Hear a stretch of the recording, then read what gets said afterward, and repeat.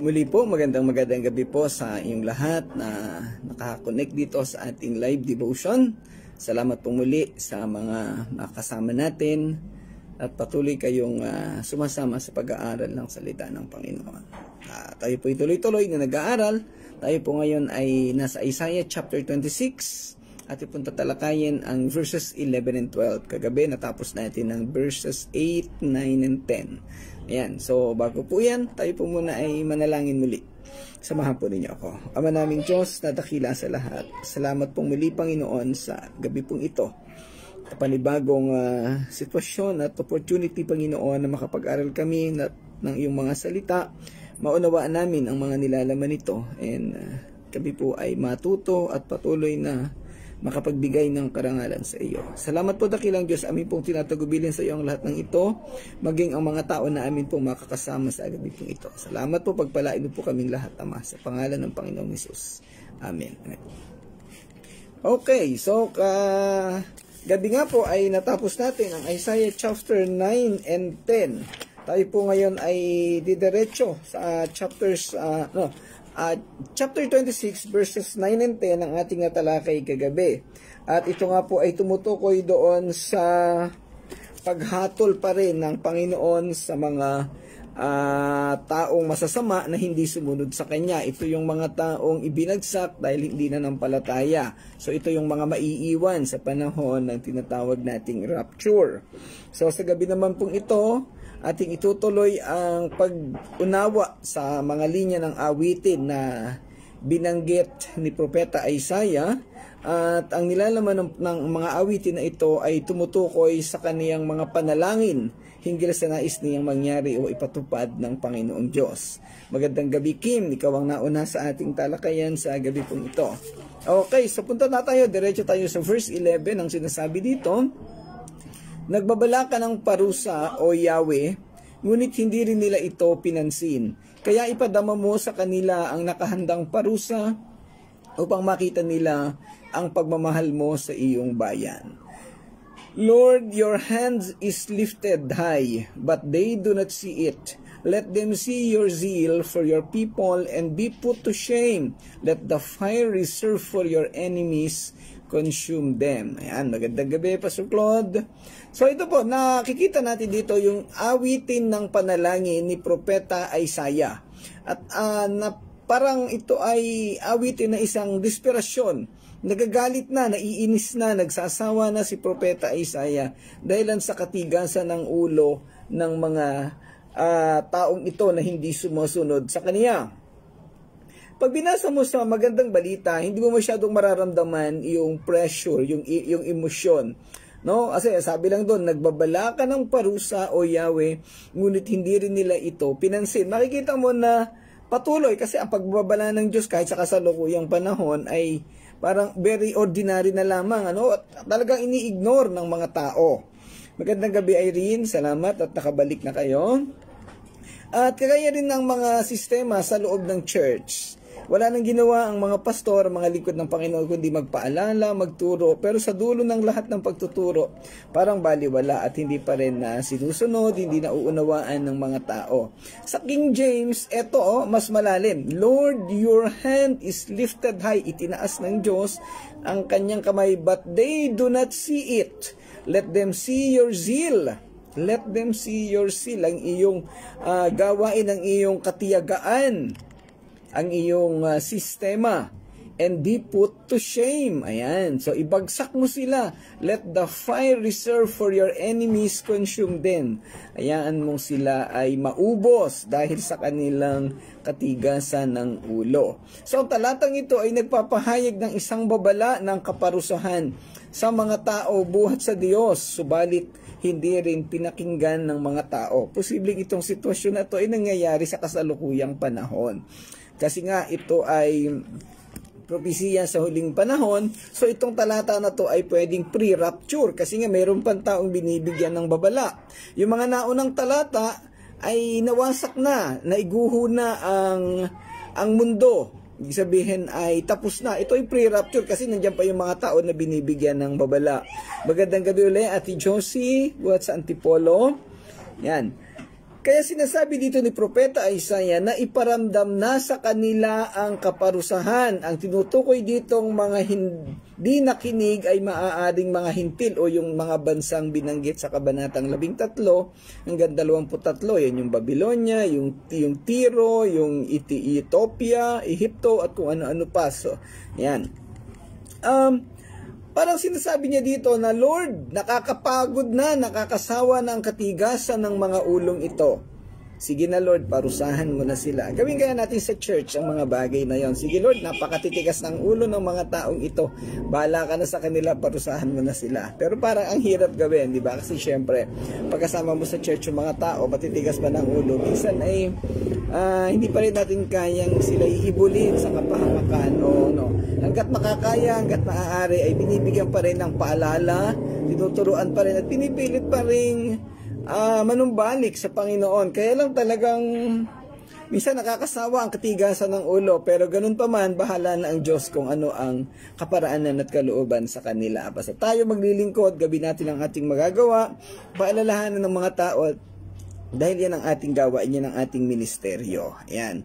Sumulat si Isaiah mula sa pananaw ng kanyang sariling panahon, na nananawagan sa Panginoon na kumilos sa paghatol laban sa mga gumagawa ng masama. Siyempre, yung kapanahonan ni Isaiah, ang kanyang pinapangaralan at tinutulak ay yung mga Israelita sa Juda. Pero, yun nga, ang nilalaman ng mga talatang ito ay napakalapit sa ating kasalukuyang panahon. Ngayong gabi, Ati James, guwat sa Mabini. Yan, linalapat ito ni Propeta Isaiah sa ating kapanahunan ngayon na talaga namang ang mga tao ay nakasentro, nakafocus sa paggawa ng mga masasama, ng mga maling bagay na hindi nakalulugod sa Diyos. Minsan kahit nga sa loob ng church, ang ginagawa, pinapatupad ng mga pastor ay ayon sa kanilang mga pansariling kaparaanan at hindi na nakukonsider ang mga guidelines at gabay ng Diyos. Yaong mga matitigas ang ulo na tumatanggi sa Diyos ay hindi man lang kinikilala ang kapangyarihan ng Panginoon na uubusin sila. Ang hindi nila napapansin ang mga palatandaan na ang banta ay totoo at ang Panginoon ay handang saktan nila.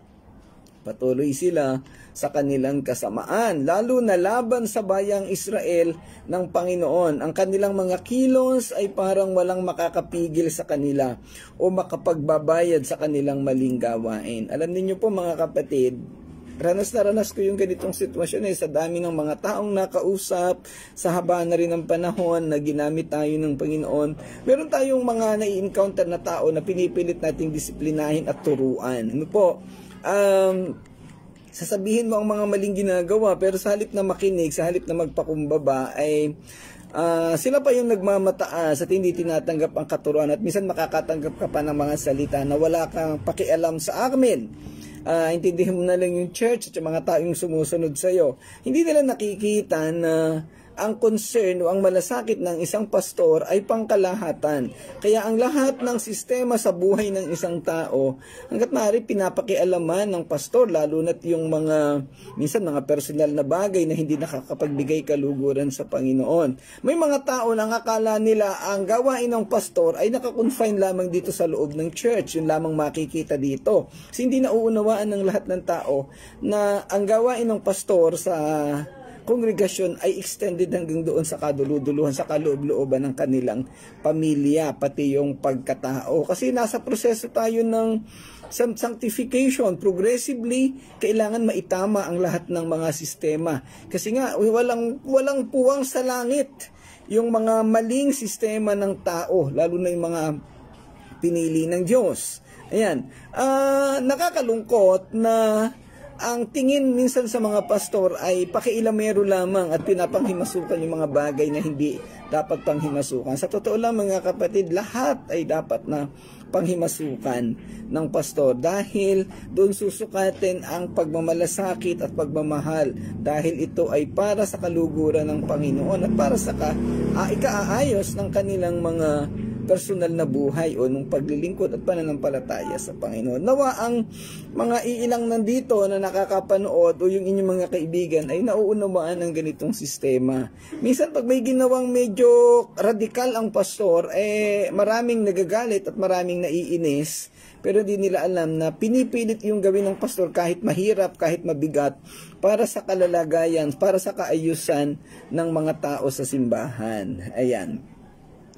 Kaya mahirap talaga ang buhay ng pastor. Kagaya ng buhay ni Propeta Isaiah, biro mo, pinaglakad siya ng Panginoon ng hubad sa loob ng 3 taon, tapos hindi pa rin nakinig sa kaniya. Kaya grabe, nakakalungkot at talagang mapapaiyak ka. Hindi mo masisi si Jeremiah bakit siya umiiyak Ayan. Okay, nais ng propeta na kumilos ang Panginoon. Gusto niyang makita ng mga kaaway ng Israel ang masigasig na suporta ng Panginoon sa kaniyang mga tao. Nais ni Isaiah na ang mundo ay pilitin na kilalanin na ang Panginoon ay nasa kanilang panig. So ito yung Okay, magandang gabi kay Ate Babes Fontanillas Cortez, buhat sa I think Calapan, At si Violet Francisco. Ayan, tama. Salamat po, Ate Babes, at kayo'y nakaalala at nadaanan nyo kami sa aming mga kasama natin sa church planting yan. Okay. Nakakalungkot ang sitwasyon na nangyayari sa loob ng church. Hindi nauunawaan ng mga tao yung sitwasyon na ito. Kaya sila ay para bagang nagagalit sa mga pastor, sa mga lingkod ng Panginoon pagka pinakikialaman sa kanilang personal na buhay. Ayan. Okay. Malinaw na nagsasalita si Isaiah. Tahimik niyang hinihiling sa Panginoon na sunugin ng Panginoon ang kaniyang mga kaaway. Punong-puno na siguro, galit na si Propeta Isaiah sa sitwasyon na ito. Sa pamamagitan ng apoy na inhanda niya para sa kanila. Siya'y handa para sa katarungan at para sa pagpapatunay sa mga mata ng mundo na ang Panginoon ay kanilang Diyos. Kaya parang dito ay gusto nang itulak ni Propeta Isaiah ang Panginoong Diyos na sige na Lord, parusahan mo na sila para malaman nila kung gaano katotoo ang iyong ginagawa. Pero syempre, alam natin ng sovereignty ng Diyos ay siya pa rin ang nakakaalam. At agad maaari ayaw ng Diyos na mayroong mapahamak. Kaya lang ang mga tao talagang matitigas ang ulo. Ang talatang ito ay isang panalangin para sa interbensyon ng Diyos sa harap ng mga kaaway na naiinggit at naghahangad na saktan ang bayan ng Diyos. Ang konteksto ng talatang ito ay mahalaga para sa maunawaan ang kahulugan nito. Tinawag ni Propeta Isaiah sa mga tao na magsisi at binabalaan sila sa darating na paghuhukom kung magpapatuloy sila sa kanilang makasalanang mga paraan. Sa gitna nito, ang mga tao ng Diyos ay sumisigaw sa Panginoon para sa kaligtasan at proteksyon mula sa kanilang mga kaaway. Ang tema ng talatang ito ay ang soberanya at katarungan ng Diyos sa harap ng kahirapan at pagsalungat. Ang imahe ng Diyos na itinaas ang kaniyang kamay ay sumisimbolo sa kaniyang kapangyarihan at otoridad na kumilos sa ngalan ng kaniyang mga tao. Kung tutusin, kayang-kaya namang gawin ng Diyos na parusahan sila, pero yun nga, napakamatiyaga ng Diyos dahil sa kanyang pagmamahal at pagmamalasakit sa lahat ng tao. Pinapahayag ng mga tao ang kanilang pagtitiwala sa Diyos sa pamamagitan at pagbibigay ng hustisya para sa mga naghahangad na saktan sila dahil sa inggit. Ang talatang ito ay nagsasalita sa ideya ng banal na paghihiganti. Ang mga kaaway ng bayan ng Diyos, yung Israel, ay inilarawan bilang natupok ng apoy ng paghatol ng Diyos, fire of judgment. Ang imaheng ito ay sumasalamin sa paniniwala sa biblikal na tradisyon na ang mga sumasalungat sa Diyos at sa kanyang mga tao sa huli ay haharap sa paghatol at kaparusahan para sa kanilang mga aksyon. So ito po'y alam na nating lahat na lahat ng tao hindi sumunod, hindi nanampalataya sa kanya ay paparusahan at dadalhin doon sa kapahamakan. Sa isa pang simbolikong paraan, ang pagtataas ng kamay ng Diyos ay kumakatawan sa kanyang proteksyon at gumagabay na presensya sa kaniyang mga tao dun sa mga sumusunod sa kanya. So ito'y protection sa sumusunod at kapahamakan naman sa mga hindi sumusunod. Sa kabila ng katotohanan na ang mga kaaway ng bayan ng Diyos ay maaaring hindi kilalanin o makita ang kamay ng Diyos na kumikilos. Ang mga tao ay nagtitiwala na ang Diyos sa huli ay kikilos para sa kanila. Ang apoy na tutupok sa mga kaaway ay sumisimbolo sa banal na paghatol at katarungan na sa huli ay mananaig laban sa mga naghahangad na saktan ang bayan ng Diyos. So sila ay nag-iisip, sila ay gumagawa ng mga pamamaraan para sa mga taong sumusunod sa Diyos. Pero yun nga, hindi sila naman magtatagumpay dahil laging nandun ang proteksyon ng Panginoon sa mga mananampalataya. At ito po'y katotohanan sa sitwasyon sa kasalukuyang panahon. Alam niyo po, kahit na anong gawin ng mga tao na ibagsak ang kanyang mga lingkod, hindi mangyayari. Pwedeng makaranas ang mga pastor, ang mga lingkod niya ng kahirapan, mga problema, pero hindi kayang ibagsak ng mundo. Ang Diyos pa rin ang magbibigay ng proteksyon sa kanila. Magandang gabi, Sister Ana. Salamat at nakasama ka ngayon uli. Yan. Sa isang mas malawak na kahulugan, ang talatang ito'y nagsasalita din sa ideya ng banal na katarungan at ang pakinakahuling tagumpay ng mga layunin ng Diyos. Ito ay isang paalala sa mga tao ng Diyos na ang kanilang pag-asa at katiwasayan ay nakasalalay sa mga kamay ng isang makatarungan at makapangyarihang Diyos na sa huli ay sasagutin ang mga naghahangad na saktan ang kaniyang mga tao. Nakikita natin dito yung proteksyon ng Diyos sa lahat ng mga taong sumusunod sa Kanya. Maraming pagkakataon, ilang beses na rin nating napag-aralan, na akala natin ang buhay nating mga mananampalataya ay para bagang pinabayaan na ng Diyos. Hindi tayo iniintindi, tayo nakakaranas ng mga kahirapan. Pero hindi natin alam na ang Diyos ay kumikilos sa likod at katotohanan ng ating mga sitwasyon. Nandun ang kanyang proteksyon at sa huling panahon ay doon natin malalaman at mauunawaan paano tayong pinapangalagaan ng Diyos. Ayan. Okay, punta po tayo sa verse 12. Ikaw ang nagbibigay sa amin ng kapayapaan at anumang nagawa namin dahil sa iyong kalooban. Lord, you establish peace for us. All that we have accomplished, you have done for us. Sa wakas, ang Panginoon ay magdadala ng kapayapaan sa Israel at Juda. Pagkatapos ng lahat, ang Diyos ang pinagmumulan ng bawat mabuting bagay na kanilang nagawa. Hindi na nila kinikilala ang iba pang mga taong malupit na namuno sa kanila. Ang iba pang mga pinuno ay patay na at wala na at hindi na dapat pag-usapan. Ang Panginoon lamang ang nagpalaki ng kanilang bansa, kapwa sa populasyon at laki para sa kanyang sariling kaluwalhatian. So ito po yung summary ng verses 12 to 15.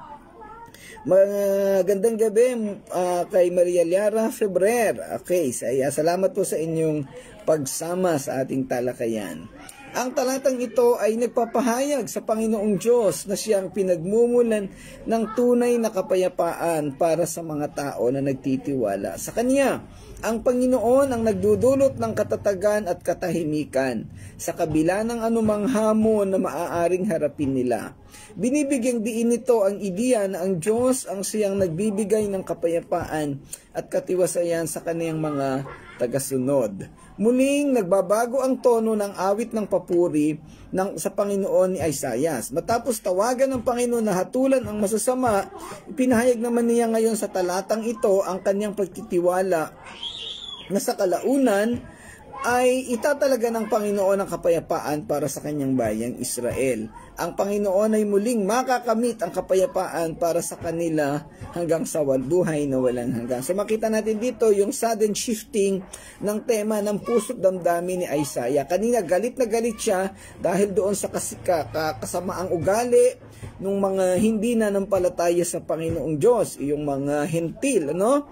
Dito naman makikita dito yung pagmamalasakit niya sa mga Israelita na bagamat matitigas din ang ulo, ay alam niya yung pinili ng Diyos at alam niya na may programa ang Panginoon at hindi niya pababayaan.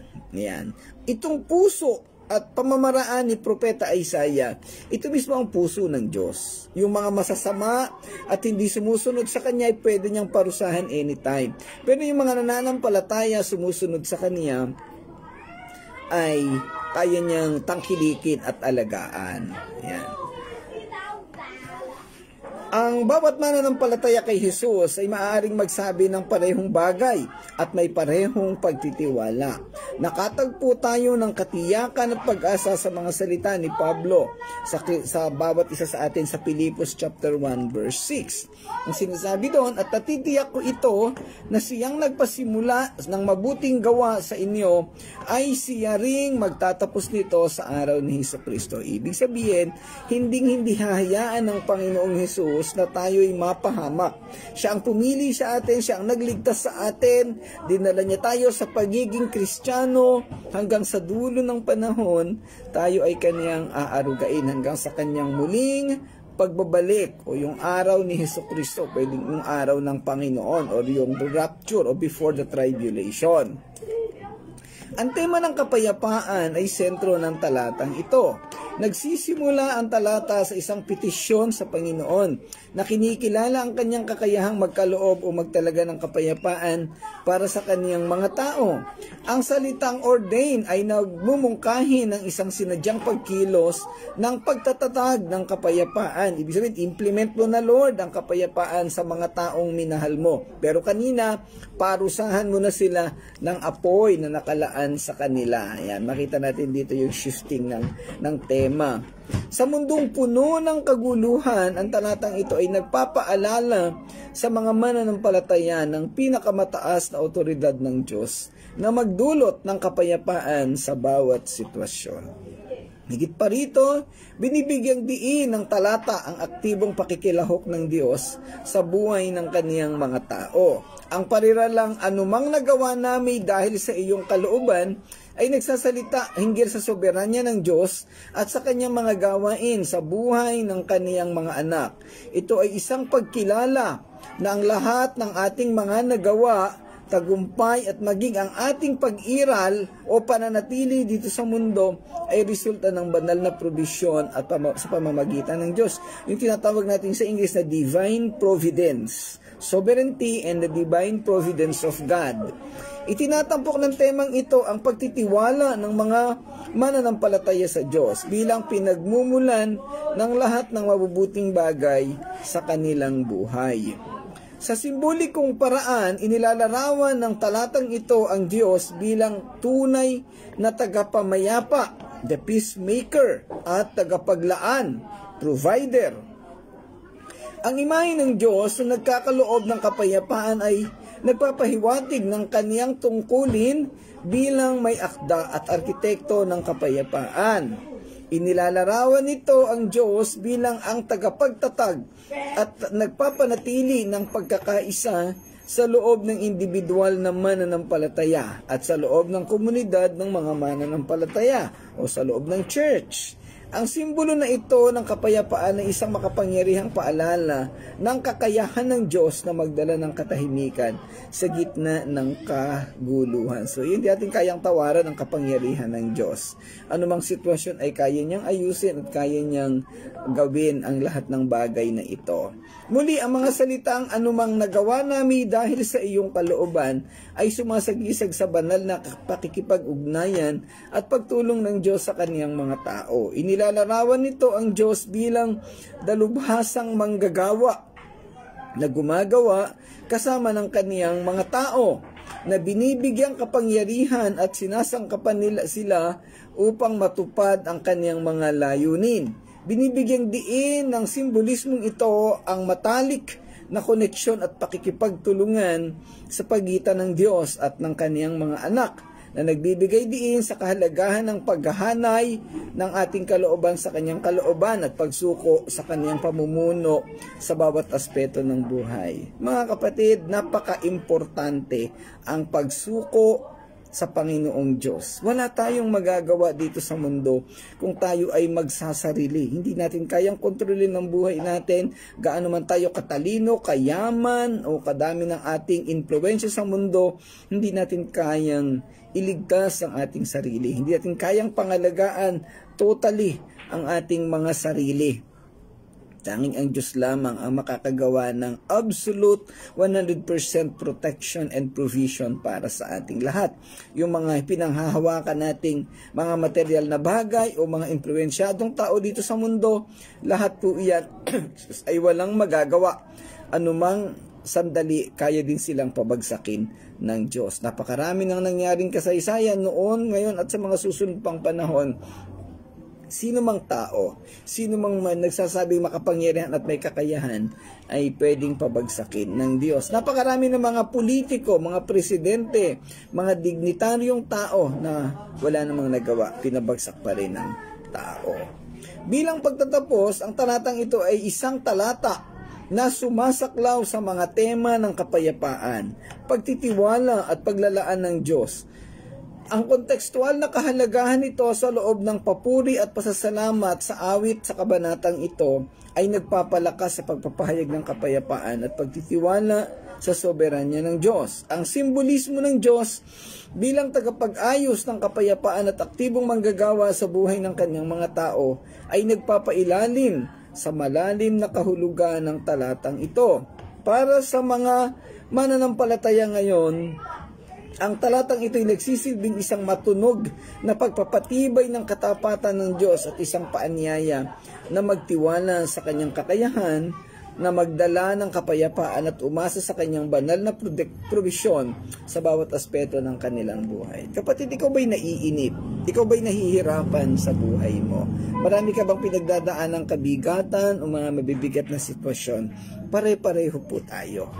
Tayo may mga mananampalataya, ikaw man ay hindi nananampalataya o kaanib ka ng ibang relihiyon, iisang sistema natin dito sa mundo. Pero ang kaibahan po, ako bilang pastor, bilang born again Christian at mananampalataya tagasunod ng Panginoon, kahit na anong hirap ang aking maranasan, kahit na anong bigat at pait, sa pagkatapos po ng lahat ng ito, naandun ang aking kapayapaan. Ako man ay napipressure, ako man ay nai-stress, nabibigatan sa mga emosyonal na sitwasyon, ay sigurado ako na nandun ang kapayapaan kasi alam kong kasama ko ang Panginoon, hindi niya ako iiwanan o pababayaan. Magandang gabi kay Pastor Nanding Bonaobra at sa aking ate, si Ate Marie, diyan sa Vancouver. Okay, so yun po, hindi nauubos ang problema at kabigatan sa mundo. Tuksuhan nga namin dito kasi pagka ako'y nagkakape, talagang napakapait. Walang asukal at concentrated, malapot na. Ang laging binabagit nila sa akin, kung gaano kapait daw ang kape ko, ganon daw kapait ang buhay ko. Well, pwedeng totoo po yan kasi ang buhay ng pastor maraming problema at maraming daladalang kabigatan. Pero sabi ko nga sa inyo kanina, sa kabila ng lahat ng kabigatan at problema, nagpapatuloy ang buhay. Nagugutom man, walang maipambayad ng kuryente, o kung ano-ano mang problema at kabigatan, nandoon ang kapayapaan. Bakit? Kasi alam ko na sa likod ng lahat ng ito, kasama ko ang Panginoong Diyos. Hindi niya ako iniiwanan, hindi niya ako pinababayaan. Mayroong lakas na tuwing sasapit ang alas 7 ng gabi ay nakakapagturo, nakakapag-discuss ng ganitong mga bagay. Sa tuwing umaga, pagbulat ng mata ko, Lord, salamat dahil ako po ay gising pa, binuhay mo pa ako, mayroong ka pang purpose sa buhay ko. So yun po yung ang pagkakaiba. Nakikita natin dito yung kakanyahan ng Diyos, ang kanyang identity, ang kanyang sovereignty, yung kanyang otoridad na i-maintain, kontrolin ang buhay ng lahat ng taong sumusunod sa kanya at nananampalataya. Lahat tayo nakakaranas ng kabigatan sa buhay. Pero ang tanong, kanino mo dinadala ang kabigatan na iyan sa buhay? Si Propeta Isaiah sa ating tinalakay kanina, yung verse 11, ay bigat na bigat sa buhay niya, naiinis na siya, nagsasawa na sa ugali ng mga tao dahilan sa kanilang katigasan ng ulo at kawalan ng pagsunod sa Diyos. At sinabihan niya ang Diyos, Lord, parusahan mo na, sunugin mo na ang mga taong ito. Pero alam ng Diyos ang kaniyang gagawin. Sana wag po tayong umabot sa sitwasyon na ipanalangin natin ang ating mga tao sa paligid natin na, Lord, parusahan mo na sila. Tutusin, pwede kong gawin. Ano po, ang daming tao na pwede kong sabihan, Lord, sige, parusahan mo na sila, pero hindi. Kasi papasok doon yung damdamin bilang lingkod ng Panginoon na kaawa-awa ang kasasapitan ng mga taong ito na hindi nanampalataya sa Panginoon. Ang Romans chapter 6 verse 23, ang bunga ng kasalanan ay kamatayan. At hindi lang po ito pisikal na kamatayan. Matapos na mamatay ang pisikal nating katawan, muli pang mamamatay ang kaluluwa pagdating doon sa impyerno. At ating napag-aralan sa mga nakalipas na kabanata, sa impyerno, ang higaan natin ay uod at ang kumot ay uod. So nakakarimarin, nakakadiri ang sitwasyon. At yun lang po ang ating isang at tayo mabubuhay ang kaluluwa ng mga hindi nanampalataya doon sa impyerno habang panahon. Kaya samantalang sa kabilang banda, yung mga nanampalataya sa Panginoon ay doon sa langit dadalhin ng Diyos, kung saan nandun ang lahat ng kapayapaan, ng katiwasayan. Lahat na magagandang bagay na ating pinangarap dito sa lupa ay doon mangyayari at higit pa sa kagandahan. So ano pong ating pipiliin? Simple lang mga kapatid, simpleng-simple lang. Hindi tayo naghahangad ng sobrang ganda, sobrang pangit dito sa mundo, kasi alam natin na doon sa langit ay doon ihinahanda ng Diyos ang mga bagay na ito, at ito ay para sa atin. So anong pwedeng gawin ng lahat ng tao? Simple lang, manampalataya, pagkaloob natin ang buhay natin sa Panginoong Diyos, at siya ang magkakaloob ng lahat ng ating pangangailangan, kapayapaan, katiwasayan. Wala ka man ng material na bagay, meron ka naman ng spiritual, at nandun ang kalakasan at pag-ibig, ang pagmamalasakit na ibinibigay sa Diyos, ng Diyos sa ating lahat. Okay, maraming salamat po muli mga kapatid sa inyong pagsama sa ating talakayan sa gabi pong ito. Bukas po tayo magpapatuloy sa talatang 13 at 14 ng Isaiah chapter 26. Yan po nga ay araw-araw nating ginagawa. Salamat sa inyong lahat na sumasama at nagtitiyaga sa ating pag-aaral. Kung meron po kayong mga katanungan at nais na liwanagin sa ating mga dinidiscuss, huwag po kayong mahihiya, mag-comment lang po dito sa mga video na mapapanood.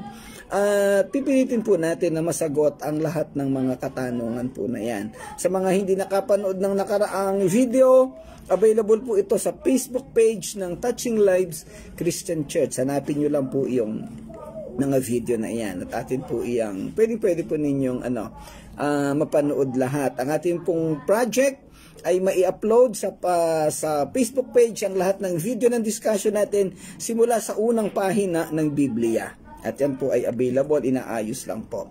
Okay, maraming salamat ulit mga kapatid sa inyong pagsama.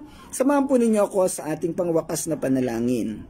O manaming Diyos na dakila sa lahat, salamat pong muli Ama sa napakagandang gabi sa katatapos naming pag-aaral. Salamat sa buhay na ito na binibigay mo sa bawat isa sa amin. Salamat sa mga taong nag-join na kasama namin sa talakayan na sa gabing ito. Nawa Ama ay naunawaan ng bawat isa ang lesson na aming tinalakay, at ito po'y magsilbing karunungan at gabay sa bawat isa upang patuloy kaming makapaglingkod sa iyo at makasunod sa iyong mga naisin sa aming mga buhay. Patuloy mo kaming pagpalain, gabayan at pangunahan, at patuloy naming maparangalan ng iyong pangalan. Salamat po kilang Diyos, ito ang aming panalangin sa pangalan ng Panginoong Hesus. Amen. Amen. Okay, maraming salamat po uli. Kita-kita po tayo uli bukas. God bless everyone. Pagpalain po kayo ng Panginoon. Bye-bye. Bye-bye.